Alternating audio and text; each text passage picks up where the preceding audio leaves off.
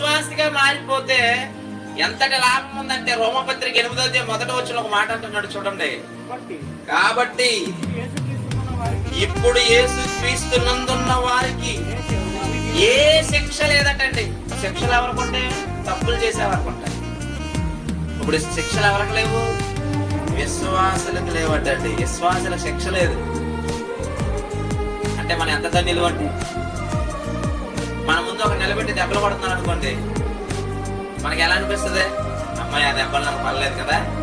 ఇప్పుడు విశ్వాసులు భయపడవలసిన అవసరత లేదట. ధనవంతుడు అగ్నిలో కాలిపోతున్నాడు, యాతన పడే స్థలంలో ధనవంతుడు కాలిపోతున్నాడు. లాజరు ఏం చేస్తాడు? అక్కడ నెమ్మది పొంది అమ్మాయ నేను హ్యాపీగా ఉన్నాను. ఒకసారి ఊహించుకోండి ఎంత బాగుంది. ఇద్దరు కరోనా టెస్టులు చేసారు, ఒకరికి పాజిటివ్ వచ్చింది, ఇంకొకరికి నెగిటివ్ వచ్చింది. ఇప్పుడు ఎవరు ఊరు పీల్చుకుంటారు? వైరస్ లో అమ్మాయ నాకు ఈ దెబ్బు అంటుకోలేదు. ఎంత బాగుంది.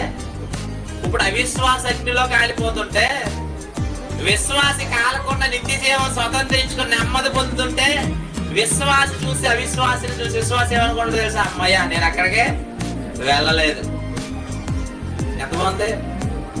అలాంటి స్థితిని ఇప్పుడు ఎవరు కలిగిస్తారంటే విశ్వాసికి యేసు కలిగిస్తారట. నిజమే కదా. మనల్ని ఎంత ఓదార్చుతున్నాడు, ఎంతగా నిలబెడుతున్నాడు, ఎంతగా ప్రేమిస్తున్నాడు. అలాంటి యేసుని విడిచిపెట్టి లోకాన్ని ఎందుకు వెంబడించడం? మనం లోకాన్ని ఎందుకు అంతగా ప్రేమించడం? మనం తప్పు కదా. అందుకే లోకాన్ని విడిచిపెట్టో, బంధువులను విడిచిపెట్టో, ఆస్తులను విడిచిపెట్టో, నాకు దేవుడే కావాలని నడుస్తున్నావు కదా. అందుకే నీకు ఏ శిక్ష లేకుండా చేస్తాను అని చెప్పాడు యేసు ప్రభు. అంతే కదా.